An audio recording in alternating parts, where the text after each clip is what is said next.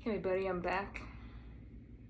I want to talk about the second part of being that sexy, attractive, powerful creator.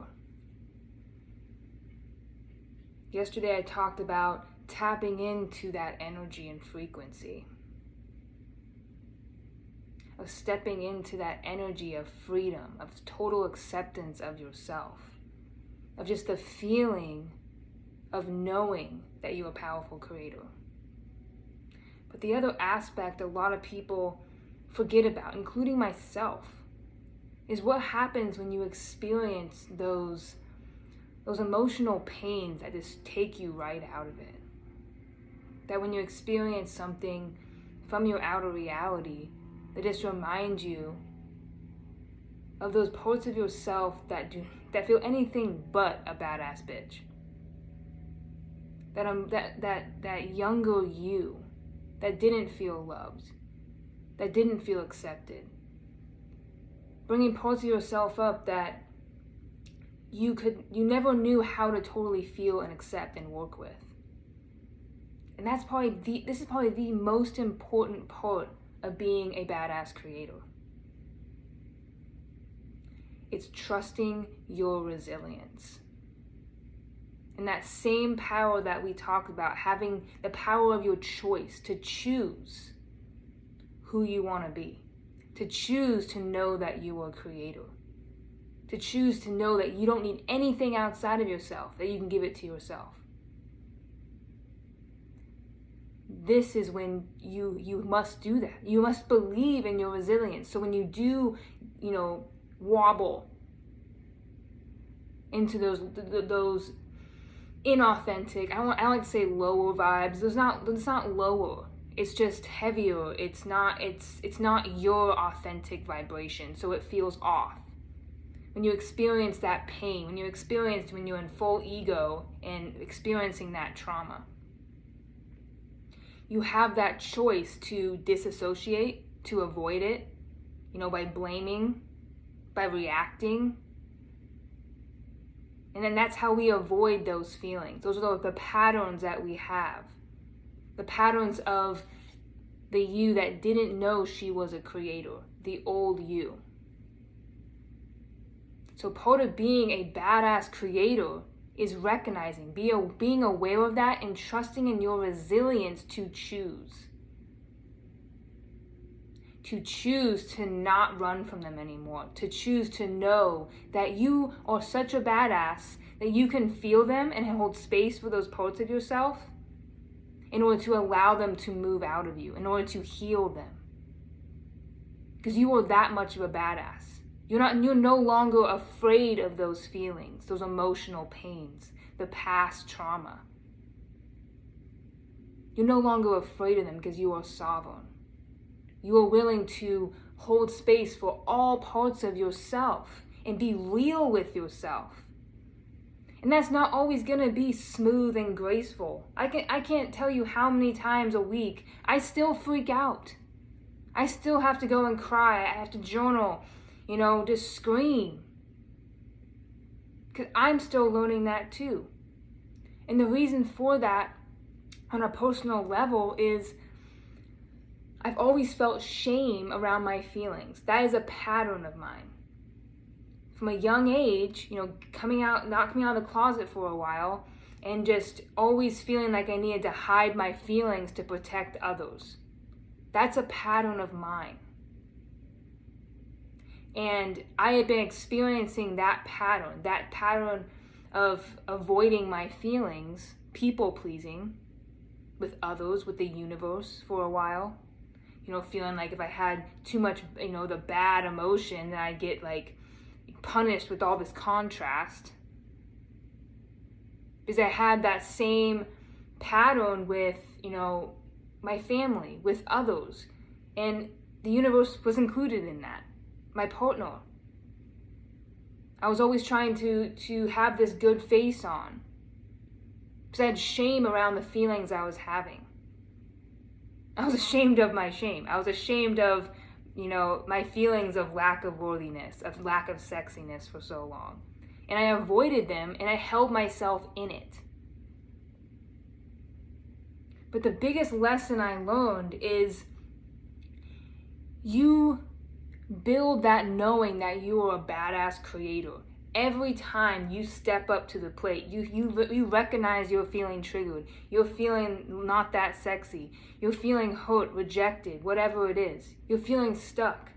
Step up to the plate and be real with yourself. That is being a badass creator. Instead of seeing it as they hurt you, or this keeps happening, why does this keep happening? Go within and be like, okay, this is something in me. This is a program in me, a lesson in me that I am meant to learn. It has nothing to do with them. They are not putting this on me. This is an opportunity to heal. This is an opportunity to seal my badass bitchness even more, my badass creatorship even more. It's helping you build that knowing. And every time you do that, every time you trust more and more in your resilience to feel and move that energy, to fully accept yourself and love yourself, it gets easier and easier. It's just like a muscle. You're building a muscle. You're building a belief up, just as we talked about yesterday. Can you be the badass creator no matter what is happening? That's resilience. That's self-love. That's true power and freedom. And it's not always easy. But the first step is not shaming yourself for how you feel. It's all guidance, helping you tap more into who you really are, your creatorship, your power. So every time you feel shame, remind yourself of that. Like, no, I can fully accept this, because that badass bitch creator self would fully accept it. Yeah, I feel unworthy right now. I own that shit. I don't need to blame someone else to avoid it. What am I learning from this? What is this showing me that I can accept about myself and let go? Calling in more of that energy of who I'm really stepping into, that next level me. And the beauty is, you don't have to try to get that. You don't have to figure it out like a puzzle. Your only job is to be aware and choose. What are you going to do? You're triggered. Are you going to see this as a healing opportunity, or are you going to blame and avoid and go right back into that old self, that ego? Are you going to choose to elevate? And you do that just by being real with yourself. Just by choosing to be there for yourself. Because every time you put that blame on someone else, you give your power away. You make it about them, and you're denying yourself that acceptance. You're denying that old version of you that all it wants is to be seen and heard. Know that their feelings matter. So when you blame it and put it on someone else, you're doing the same thing that they are doing to you. They're not seeing you, they're not hearing you, and you're not either. So the same way we talked about in my last video, give yourself what you need. And most of the time, it's just being real, feeling it and seeing it as you're healing yourself. You're feeling the emotions, you're learning from them, you're upgrading just by being aware of them. And when you just simply say, okay, I'm open for a new perspective, I hear you, I see you, I feel you. What's the lesson? What's the upgrade I can get from this? What's the new perspective? Ask your higher self, ask the universe, just put it out there to yourself, and you will naturally have it when you know it's there. If you know it's for a reason that you're feeling this. Everything happens for a reason, and every moment you are 1,000% supported. Whether you believe in something empowering or not empowering, there's no such thing as lack of support. If you believe that you aren't powerful enough to feel those emotions, that is what you're going to continuously create. If you believe that your partner doesn't fully accept you and love you, that is what you're continuously going to create. If you believe that you will never lose that weight and you are unsexy and unworthy and attractive, that is the reality you're going to create. But on the flip side, if you choose to believe that you are sexy, that you are worthy, that you are attractive, that weight is going to come off as soon as you decide it will.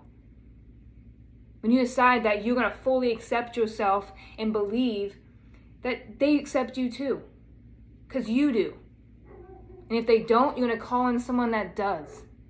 But it starts with you. It's always with you. It's always about you. And that is the biggest part about being a badass creator. Owning all of it. And that sometimes means crying and listening to music, bawling your eyes out, screaming, getting angry. But just in more of a way of allowing yourself to move that energy, to express it, to do what you need to do for yourself and not putting that blame and power in someone else's hands. Because that doesn't feel good either. If you notice, next time you feel yourself blaming, does it really feel that much better?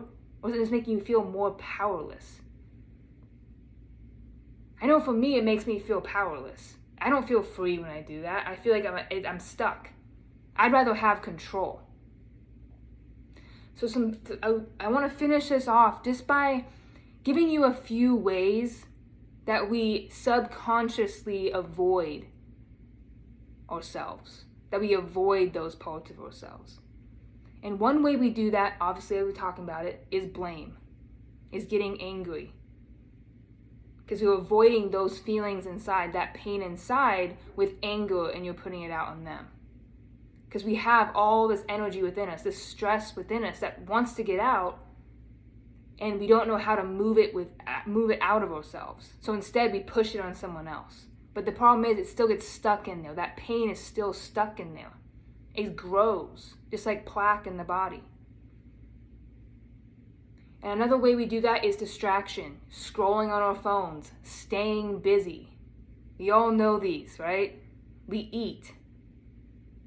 We try and fill that void with other things to distract ourselves. It could be sex, it could be food, drugs, alcohol. Just staying busy. We distract.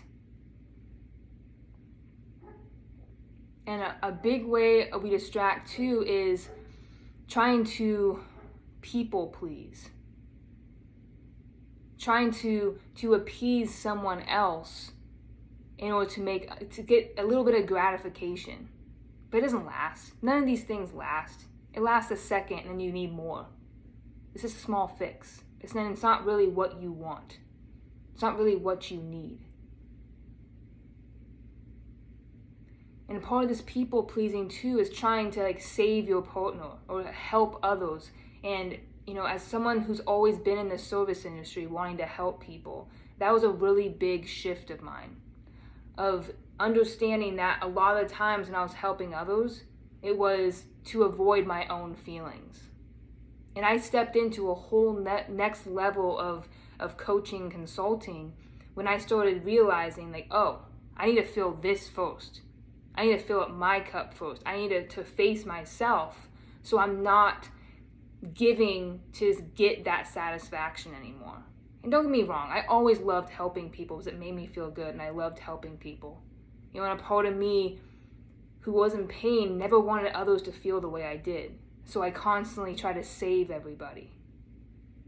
But I needed to save myself before I could really fully step into the role I was supposed to play. So if you're doing any of these things, or if you just notice that you're putting the power outside of yourself, bring it back in. Be real with yourself. That is being a badass creator. Not judging your feelings, accepting them just as guidance.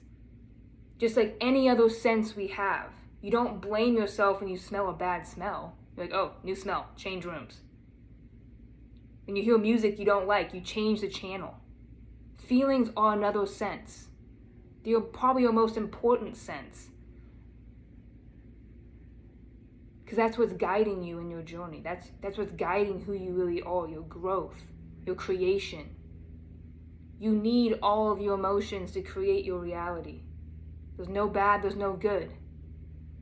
In the same way, the last analogy I want to give you is when you're working out at the gym. You feel pain, but you see it as a good thing. You reframe it as, oh, I'm growing. Same thing with emotions. Reframe the pain as building your resilience. your strength and your sovereignty, your confidence in moving that energy. That pain is good. You can embrace it. You're safe. You're powerful. You don't have to be afraid of thoughts and feelings. You're the container of them. You're the chooser of them. You don't have to identify with them either. You choose what you identify with. You choose who you want to be in each moment. So let's be that sexy, badass, powerful, attractive creators today. And however that looks for you. But decide that you own all of yourself. You own all of your reality. You own all of your feelings. They're yours. And that's a good thing. So I love you. And I will see you next time. I would love if you subscribe and share this with others if it resonated with you and you feel like it would resonate with someone else. And I will see you guys next time.